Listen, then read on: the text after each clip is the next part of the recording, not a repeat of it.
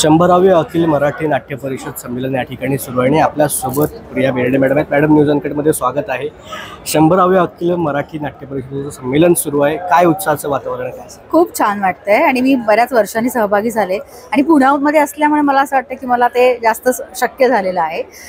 सगळे कलाकार भेटतात, एक सोहळा असतो, हा एक अत्यंत मला असं वाटतं की अद्भुत आणि अद्वितीय असतं हे सगळं। आणि इथे छान छान कार्यक्रम होतात। आज राजसाहेबांची मुलाखत आहे आणि अशा ह्याच्यामध्ये म्हणजे मी ह्या सगळ्या घटनेची साक्षीदार होते, याचा मला खूप आनंद होतोय की 100वा आहे तो योग जुळून आलेला आहे आणि मी स्वतः खूप छान आणि मी एन्जॉय करते ही सिच्युएशन। मराठी नाट्य परिषद आणि मराठी नाट्य संमेलन हे खूप मोठ्या उत्साही वातावरणामध्ये सुरू आहे। अनेक कलाकार या ठिकाणी येत आहेत, नवोदित कलाकार आहेत ज्या ह्या संपूर्ण प्रोसेसमध्ये येऊ पाहत आहेत, त्यांना तुम्ही काय सांगा? काही नाही, पेशन्स ठेवा म्हणून सांगावं लागतं। सगळ्या गोष्टी पटपट नाही मिळत आणि ज्या पटपट मिळतात त्या फार टिकतही नाही, त्यामुळे पेशन्स ठेवा, डोकं खांद्यावर आणि पाय जमिनीवर ठेवा। किती प्रसिद्ध झालात, किती मोठे झालात तर, आणि चिकाटी ही फार आवश्यक आहे। तर एवढंच मी सांगेन आणि एवढी मोठी नाही मी सांगण्यासारखी, पण माझा जो आत्तापर्यंतचा अनुभव आहे की कशामुळे मी स्वतः इंडस्ट्रीमध्ये अजून टिकून आहे, तर त्याचं कारण हेच असेल की मी ग्राउंडेड आहे आणि मी छान आहे। मराठी नाट्यसृष्टी हा एक पाया आहे। आपण जसं की बघतो आता OTT प्लॅटफॉर्म आलेला आहे, हॉलिवूड बॉलिवूड सगळं सिनेमा आहे, चित्रपटसृष्टी आहे, परंतु नाटक हे अत्यंत महत्त्वाचं आहे। हे नाटक टिकून राहण्यासाठी जे रंगकर्मी आता नवोदित सुरू होत आहेत त्यांना काय सांगाल, कशी प्रोसेस आहे?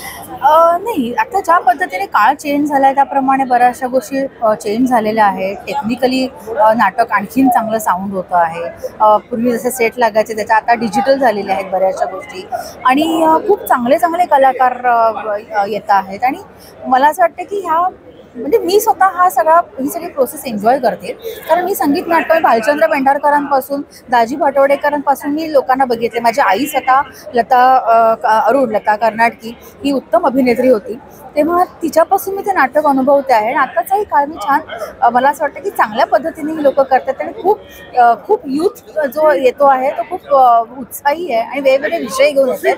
ही फार कौतुकाची गोष्ट आहे आणि मला असं वाटतं प्रेक्षकही ते सगळं आता एन्जॉय करतात आणि बेसिकली मराठी नाट्यसृष्टीला अजिबात मरण नाही बरं का, की हिचा एवढा मोठा इतिहास आहे याला, की हे पुढेही असंच चालू राहणार आहे। आणि मराठी नाट्यरसिकांचं प्रेम, नाट्यप्रेमी आहेत आणि त्यांना हे प्रेम नेहमीच देत राहणार असं वाटतं।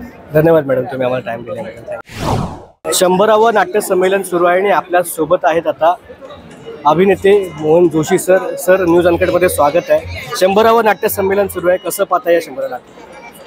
कसं म्हणजे सर्व बघतो मी, असं सर्व आता जरा तिरकं बघावं लागतं, पण तरी सुद्धा हे 100वं नाट्य संमेलन अतिशय सुंदर झालं। सेट सुंदर, मुख्य म्हणजे आमच्या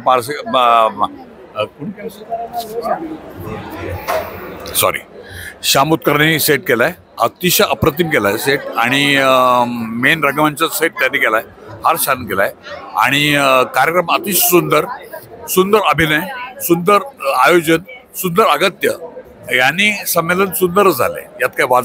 धन्यवाद। मराठी नाट्य संमेलन 100वं सुरू आहे आणि या ठिकाणी आपल्यासोबत आहेत अभिनेते सिद्धार्थ जाधव सर। तुमचं न्यूज अनकटमध्ये मी स्वागत करतो। अरे थँक्यू सर, थँक्यू। 100वं नाट्य संमेलन सुरू आहे, काय उत्साहाचं वातावरण, कसं वाटतं? नाही, बरं वाटतं आणि 100 म्हणजे आपण क्रिकेट पाहताना फलंदाजांनी शतक ठोकला की आपण टाळ्या वाजवतो, हे तर 100वं नाट्य संमेलन आहे। म्हणजे आम्ही सगळे प्रत्येक इंटरव्ह्यूमध्ये ही गोष्ट म्हणतोच आहे की आमची नाळ ही एका स्पर्धेपासून रंगभूमीशी जोडली गेली आणि हा वटवृक्ष आहे 100 वर्षांचा, त्याचा कुठेतरी आम्ही एक पान म्हणूया असा आमचा सहभाग आहे सगळ्या कलाकारांचा, त्याबद्दल आनंदाने अभिमान आहे आणि ह्या सोहळ्यात सहभागी होण्याची संधी मिळाली त्याबद्दल खरंच बरं वाटतं।